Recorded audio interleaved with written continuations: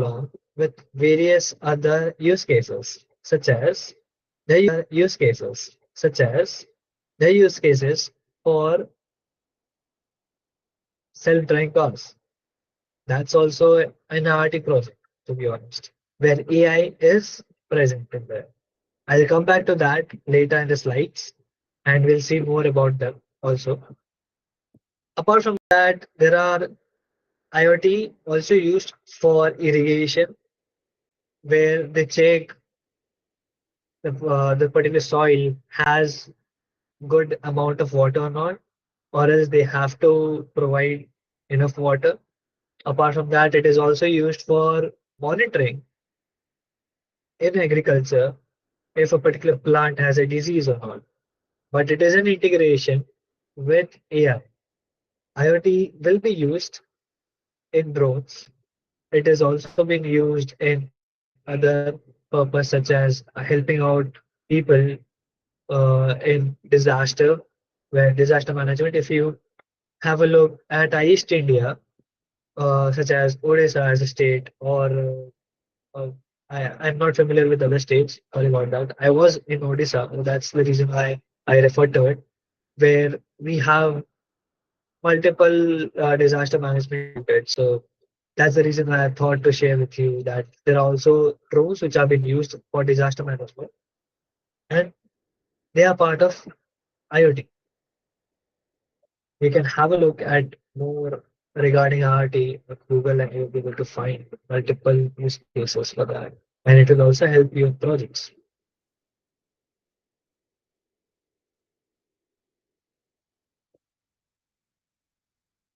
Let's get ahead with cloud computing. Now, you all know about servers. I hope so. If you don't know, you can definitely search about them and you'll get some idea what exactly servers are and how does this help us, what exactly it is for us. We'll get to know right here. When we talk about cloud computing, we see this particular image, which is currently on the right hand side, where a girl is using a machine and it's connected with some kind of cloud. Clouds are not actually clouds, it is just another machine which is currently present somewhere in the whole world. If I want to refer this particular PPT, it is on cloud. It is not on my local machine. I am currently using Google Slides with Google Drive. So Google Drive is a cloud, and this particular slide has been hosted on a cloud machine. It is not currently on my machine. So I don't have to use my own infrastructure, that is my current laptop or my PC hardware, for hosting this particular PPT on this laptop. I have directly used Google Slides and it's right here. Same goes for any kind of machine or application. If I remember correctly, Firebase is also known as cloud server for applications, Android applications or iOS applications or web application. You can use it anywhere. Then there is hosting GoDaddy, AWS, Python Anywhere, GCP, Azure. This all are providing us cloud services in a different way. Few provide us a Python server instances. Few provide us a hosting platform just for websites. So what does this do? Like, what exactly is the purpose for that? The purpose is simple: scalability and flexibility for the businesses or for your own needs. You might not be having that powerful of laptop or PC. How will you be able to train a model? There's Google Colab for it. Google has a Jupyter notebook similar to Jupyter notebook. I would say Jupyter notebook exactly. That has been used for training a model, for AI model. Or if you want to host your own website somewhere, there's GitHub.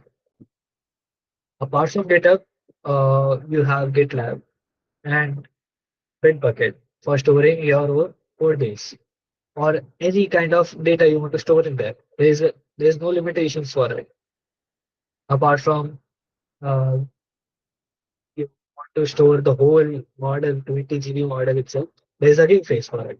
You can store there and make it public for like you can use it however you want and make others also. Now, since this is cloud computing, how exactly it has been used in the whole industry and why? It helps them to cost save, first of all. You don't need a particular hardware to run. You can just keep all the files onto cloud server where Amazon is paying for those hardwares. And you don't have to worry about it for backup, all those things. It just stays there and you don't have to give any cost for it. If you are a startup, if you want to run a new business of yours. Now let's move ahead with AR and VR. I hope everybody knows about it.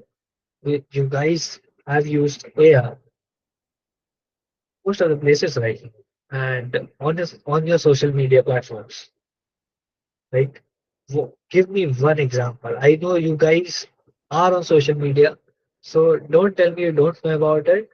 Give me one example where AR has been used.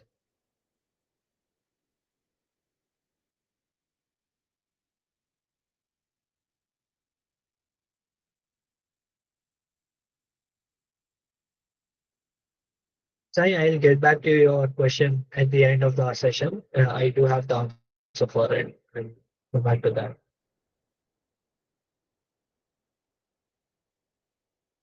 Um, Give me one platform. Games. How come games have? Yeah, games do have 3D, but they don't have AR. AR refers to something else. Right? That's why I gave a hint for social media platform. There are actually two social media platforms which you can give an example for, but I just asked for one. So see, students are on those platforms. Guys, are you not using Snapchat or Instagram?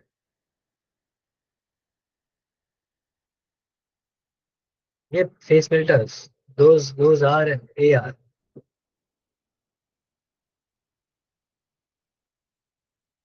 Yep, Snapchat and Instagram. Those are the places where AR is being used. VR is in games, yes. For VR, it is in games. But actually, I was asking about AR, so no problem. You guys are way ahead of me. Okay.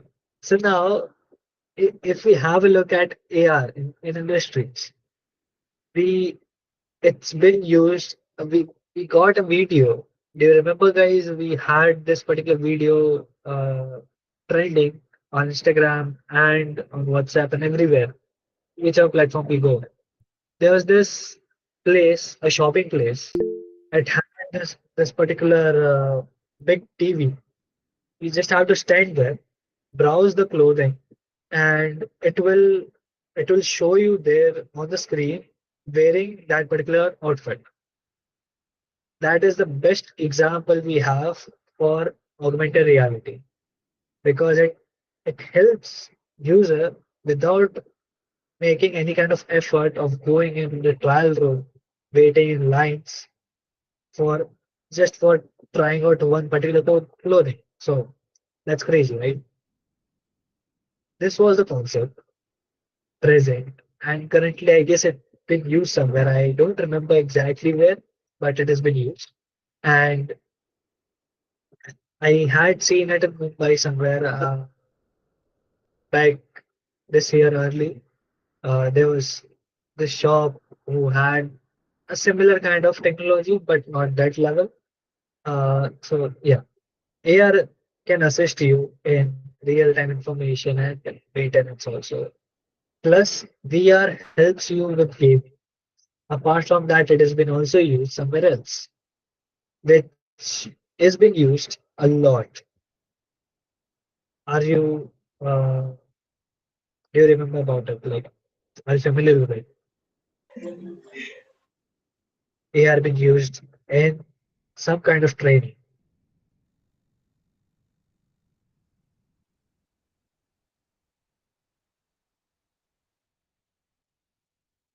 I'll give you one example. Have you flew in airplane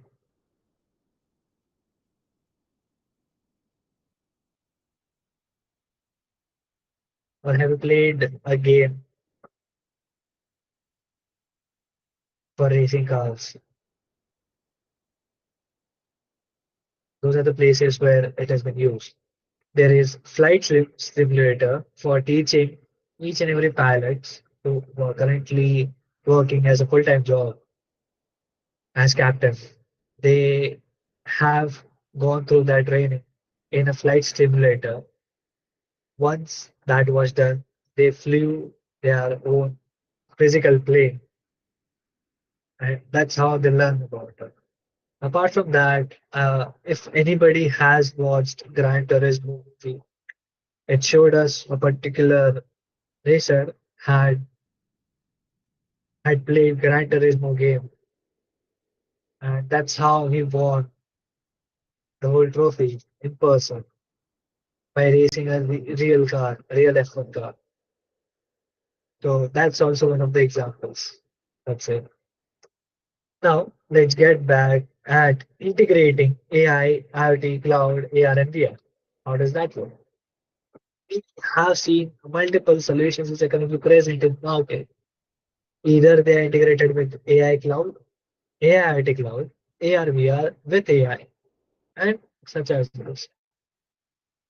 When you guys mentioned about Snapchat, uh, I had previously worked with Snapchat in their hackathon in 2021. In there, I used their AR lenses, which were actually connected with AI, to be honest, because uh, there's no way in world that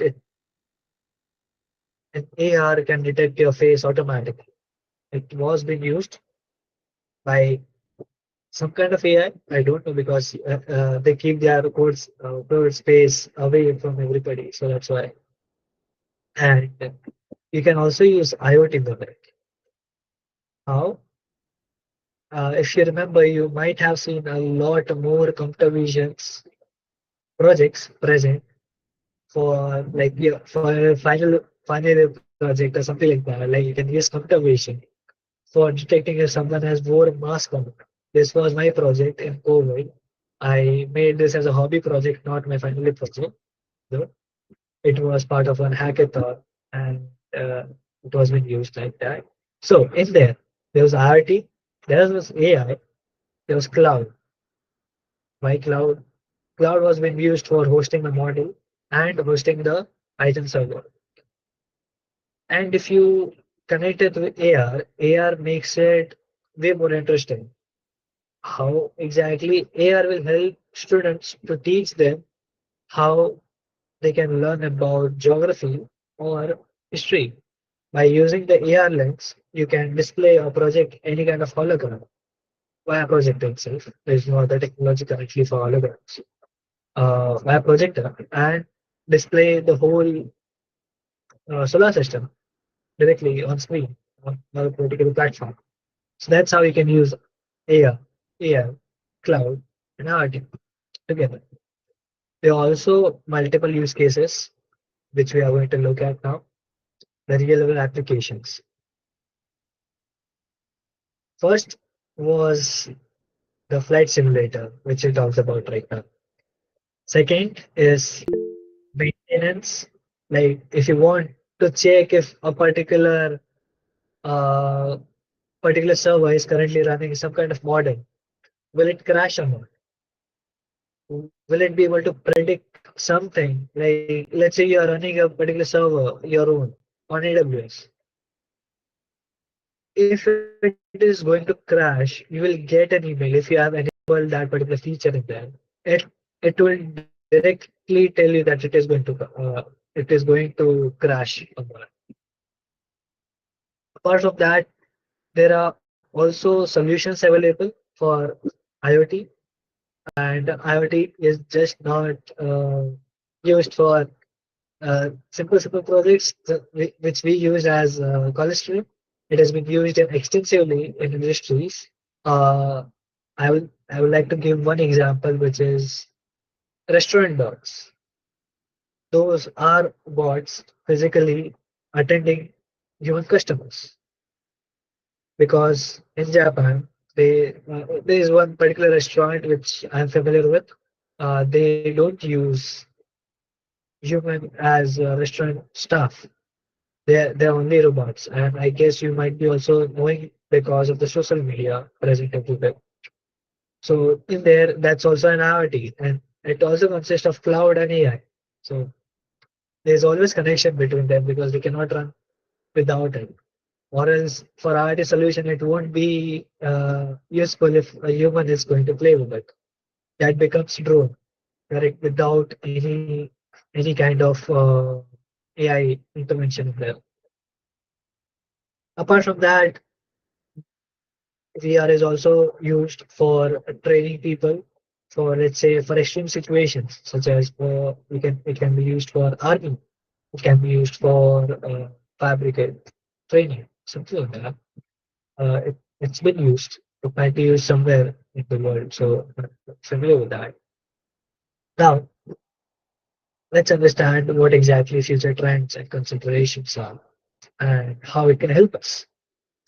So, as I would like you all to know about the current industry, which is currently moving with Gen AI, LLM, cloud, and also IoT, I would request you all to have good projects which will help you out to gain industry knowledge. Also, you guys focus on gaining knowledge.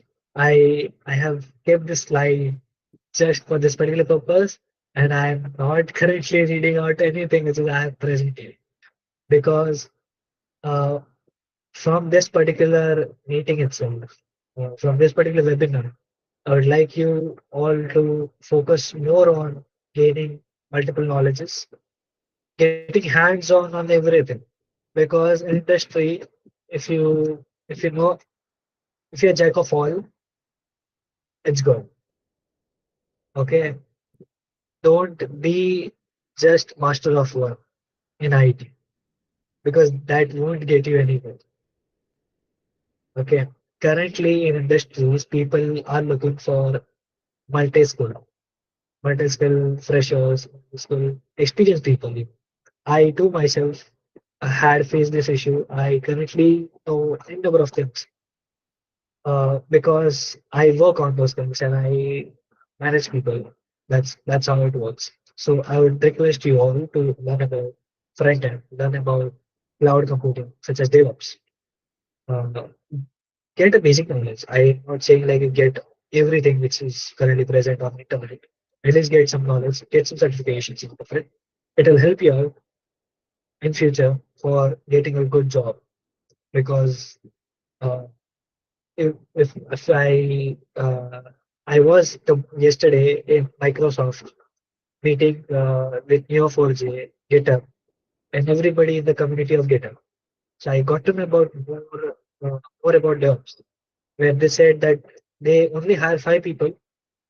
They gave each of the developers 3 projects. They just have to maintain it, and they won't hire more.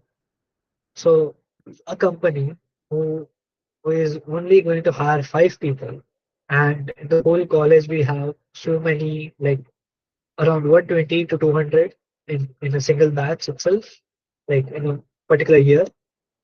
You should know multiple things. At least it will get you an edge with other candidate who is going to who is going for the interview. So that's all from my end. And let's move ahead with Q&A session. So let me get to the question what Sai asked. Sir, I have a doubt. I mean, what's the difference between ChatGPT and Google? I mean, both way we have some prompts or questions and they give answers, then versus the use of ChatGPT. Now, let me give you an idea, an overview on this. ChatGPT is a place where you can get answers filtered perfectly for yourself. Google, on the other hand, uses page rank. Page rank is a particular word. I would like you all to search for it on Google.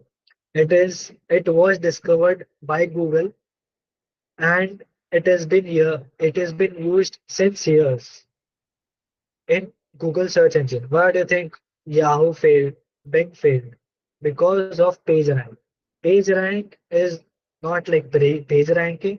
Exactly, it was named from Larry Page because they came up with it. Larry Page and uh, there are also other people who got together and built this. They came up with this particular algorithm, which has been used right now also.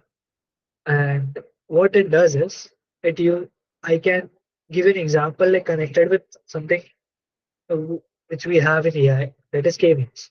Like let's say there are n number of websites, there are dots everywhere. Let me show a scattered graph that will get an idea.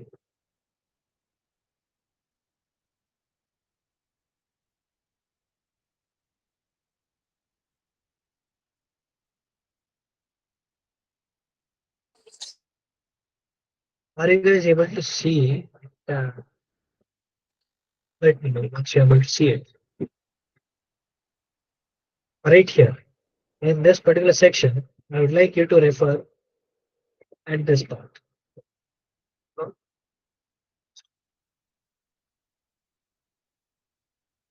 Right here, when I place a dot in this particular section, okay, there's a green dot that I'm currently placing. So where exactly will it map? It maps with this, right? Because it is near to this particular dots. These are the dots where exactly it is currently close to. That's what PageRank is. There are n number of websites which are there, and you that's an automation. Right now, if I search for something, this is how it is able to fetch, right? This is Google. But if I go back to ChatGPT, say, go there,